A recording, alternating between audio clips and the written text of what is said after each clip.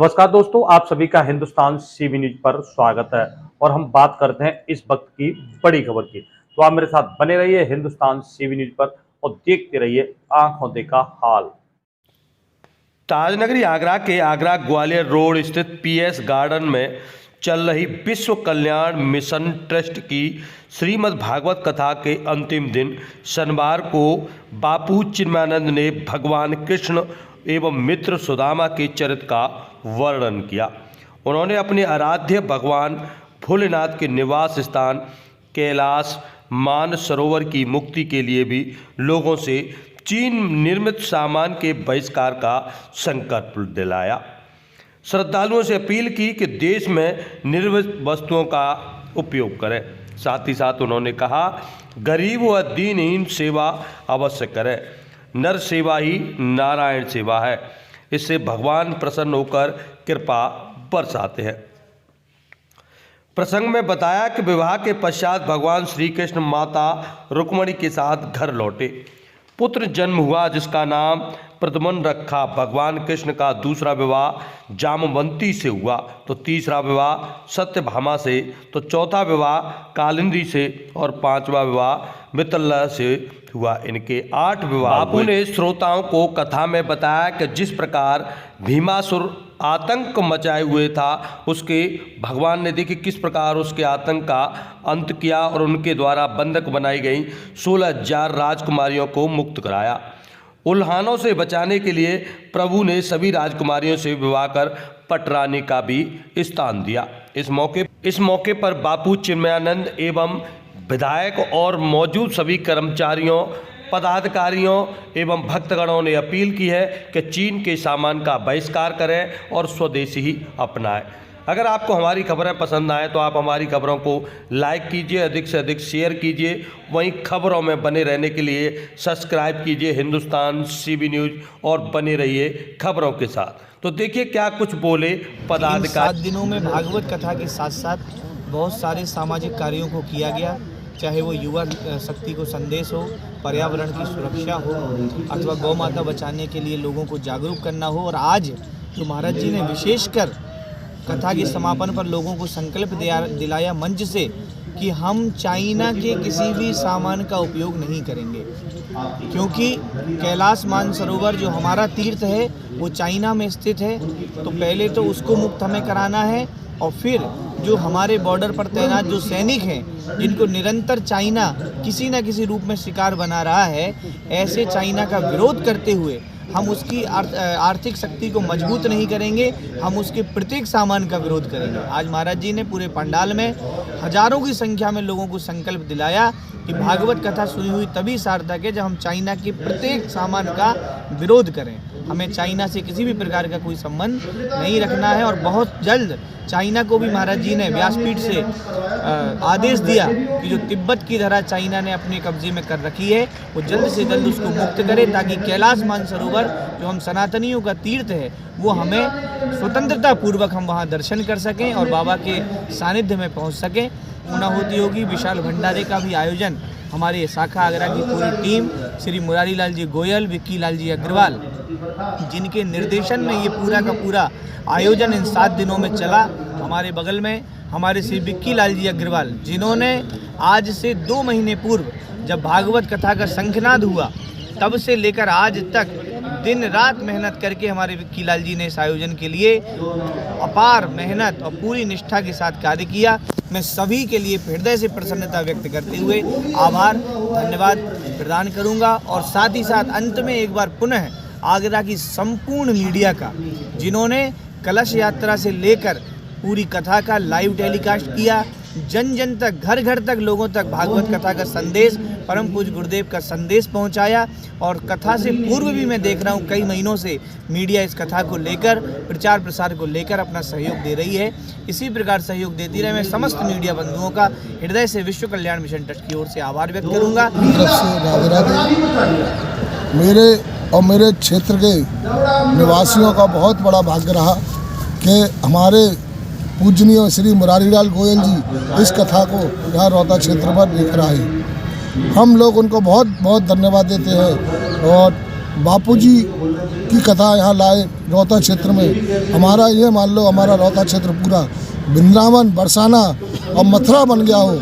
पूरा इतना भव्य आयोजन हुआ है जिसका कि कोई उसकी प्रशंसा करने से नहीं बनती है। पब्लिक भक्तगण इतने आ रहे हैं, हजारों की संख्या में सारे, जो पूरा पंडाल खचाखच भरा हुआ बापूजी के प्रवचनों से, कथा के उससे बहुत आनंद में जो है यहाँ का माहौल बिल्कुल बढ़िया माहौल हो गया है एकदम। हम तो मुरारी लाल जी गोयल पेंट वालों को बहुत बहुत धन्यवाद देते हैं कि ऐसे आयोजन प्रतिवर्ष यहाँ लाते रहे। धन्यवाद।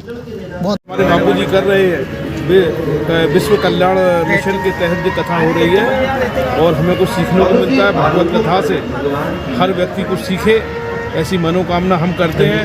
यहाँ हजारों की संख्या में भक्तगण कथा का श्रवण कर रहे हैं और ये कथा खासकर भागवत कथा तो ऐसी कथा है कि जीवन सीखने की पद्धति बताती है कि जीवन को हमें किस तरीके से चलाना चाहिए। और आज हम भागवत कथा का श्रवण कर रहे हैं, सुदामा चित्रण का हम श्रवण कर रहे हैं। हमें कुछ सीखना चाहिए सुदामा चित्रण से, किस तरीके से कृष्ण भगवान ने उनकी सहायता करी, सुदामा जी ने किस तरीके का व्रत ले रखा था, उन बातों को लेकर हमें बहुत कुछ सीखने को मिलता है। ठीक। पूज्य राष्ट्रीय संत चिन्मयानंद बापू जी ने बड़े बड़े सामाजिक सरोकारों से जुड़े हुए संदेश दिए कि आप चीनी सामानों का, जो चीन के निर्मित सामान हैं, उनका प्रयोग ना करो, उनको अपने से मत जोड़ो, उनका हो सके तो बहिष्कार ही करिए और दूसरों को भी जागरूक करिए। आप तो प्रयोग ना करें लेकिन औरों को भी प्रयोग ना करने के लिए प्रेरित करें। साथ ही व्यासपीठ से और सामाजिक सरोकारों से जुड़ा हुआ कि रक्तदान महादान। अभी हाल ही में कोरोना का ऐसा वक्त गुजरा है जिसमें हर व्यक्ति के लिए रक्त बहुत ज़रूरी था। तो रक्तदान करने वाली जितनी भी संस्थाएं इस आगरा की धरा पर, इस ब्रज की धरा पर, उनसे व्यासपीठ से पूज्य गुरुदेव ने ये अपील की कि आप ज़्यादा से ज़्यादा लोगों को प्रेरित कर कर, जागरूक कर कर रक्तदान का संदेश दीजिएगा। लोग रक्तदान करें क्योंकि रक्तदान महादान है। पूज्य चिन्मयानंद जी बापू जी द्वारा मोबाइल पीछे कर रहे हैं, कथा का फ्रेम खराब हो रहा है, और पीछे कर अमृत पान हम लोग कर रहे हैं। बहुत ज्ञानवर्धक बातें यहाँ सुनने को मिल रही हैं। यहाँ जिस प्रकार की ज्ञान की बातें हो रही हैं या धर्म की बात भी हो रही है, ज्ञान देश और समाज के संचालन की बात हो रही है, यही संदेश लेकर हम लोग यहाँ से जा रहे हैं। संपूर्ण समाज जा रहा है। आगरा के ये पश्चिम, ये बिल्कुल दक्षिण द्वार पर हम बैठे, ये प्रवेश द्वार है आगरा का, जहाँ हम बैठे हैं। और यहाँ देहात और शहर का बिल्कुल संगम होता है और यहाँ पर इतनी बड़ी संख्या में बाल वृद्ध नर नारी आए हैं। निश्चित रूप से यहाँ से संस्कार लेकर जाएंगे, अपने दैनिक जीवन में वो उन संस्कारों को उतार कर ये पूरे समाज के लिए काम आएंगे, देश के लिए काम आएंगे। मैं महाराज जी के आगमन पर और लोगों के ज्ञान वृद्धि करने पर उनको बधाई देना चाहता हूँ, उनके श्री चरणों में सादर प्रणाम करता हूँ। और इसी प्रकार का मार्गदर्शन और लोगों को ज्ञान देने का वो लगातार हम लोगों के बीच में आते रहें, यही कामना करता हूँ। मैं यहाँ के सभी श्रोताओं को भी इस महान आयोजन में भाग लेने के लिए सभी को बधाई देता हूँ। यहाँ श्री मुरारी प्रसाद जी खड़े हुए हैं, हमारे श्री राम सिंगल जी हैं, वरिष्ठ जो व्यवस्था में लगे हुए हैं, वह वास्तव में बहुत ज़्यादा बधाई के पात्र हैं कि उन्होंने जंगल में मंगल कर दिया। हालांकि अब जंगल नहीं रहा है ये, फिर भी आगरा का एक कोना है, यहाँ इतनी बड़ी कथा का आयोजन करना ही अपने आप में बहुत बड़ी हिम्मत की बात है।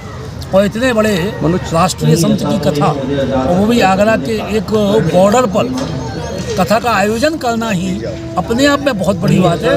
और आप लोग भी बधाई के पात्र हैं कि आपने भी ये जगह खोज ली और यहाँ पर इतनी बड़ी संख्या में हमारे मीडिया के बंधु भी आए हुए हैं। इसका प्रत्यक्ष प्रमाण है इस बात का कि एक कथा का सफल आयोजन और आयोजन समिति भी सबसे ज़्यादा बधाई की बात है जिन्होंने इसका आयोजन किया है। बहुत अच्छी व्यवस्थाएं हैं, सभी को बहुत बहुत बधाइयाँ। बहुत महाराज जी ने चाइना के वस्तुओं के बहिष्कार की बात कही है, एक आप भी अपील करें जनता। नहीं, मैं महाराज जी की इस बात का बिल्कुल पक्षधर हूँ। देखिए, आज PS गार्डन में तो भगवत कथा चल रही है और उस भगवत कथा के अंदर भगवान श्री कृष्ण और सदामा का मिलन का जो प्रसंग है उस पर यह महाराज जी प्रवचन कर रहे हैं। और जैसा कि आपने कहा कि महाराज जी ने मंच से ये घोषणा की है और अपने सभी भक्तजनों को ये कहा है कि भाई चाइना की जितनी भी वस्तुएं हैं उनका जो बहिष्कार करना चाहिए। ये बात सही है, मैं उनकी बात का जो समर्थन करता हूँ और बहुत अच्छा संदेश उन्होंने इस जो भक्तजनों को दिया है। आज से जब कांग्रेस की सरकार थी देश में तो सबसे ज़्यादा जो आयात होता था वो चाइना से कांग्रेस की सरकार के टाइम से होता था और निर्यात जो होता था वो न के बराबर होता था। लेकिन जैसे जैसे भारतीय जनता पार्टी की सरकार बीच में टल्ली की सरकार आई और उसके बाद में अब ये माननीय नरेंद्र मोदी की सरकार ये चल रही है, आज जो चाइना से आयात होता था वो न के बराबर रह गया है और निर्यात है ये कई गुना बढ़ गया है।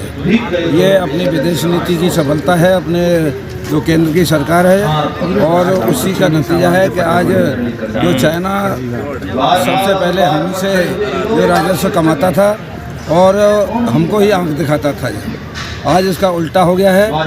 पहले हमको पाकिस्तान भी बड़ा लगता था, आज हमको चाइना भी छोटा लगता है। ये अपनी विदेश नीति है और इसके लिए हमने देश के प्रधानमंत्री माननीय नरेंद्र मोदी जी का कोट कोट का धन्यवाद भी देते हैं, उनका आभार भी प्रकट करते हैं कि आज भारत को बहुत ऊंचाइयों पर पूरे विश्व में बहुत ऊंचाइयों तक पहुंचा दिया है। और इसका सबसे बड़ा सबूत ये है कि अपने संघ के अंदर जो हम भारत को विश्व गुरु बनाने की बात करते हैं, आज विश्व गुरु बन चुका है। और G20 का अभी जो सम्मेलन हुआ है विदेश में, माननीय मोदी जी ने उसकी अध्यक्षता की और फरवरी के अंदर फरवरी के अंदर जो अपना G20 का सम्मेलन हो रहा है भारत के अंदर, ये भारत के लिए भी गौरव की बात है, जनता के लिए बहुत गौरव की बात है। और चाइना की वस्तुओं का बहिष्कार करना चाहिए, बहुत अच्छा संदेश है, इसका समर्थन।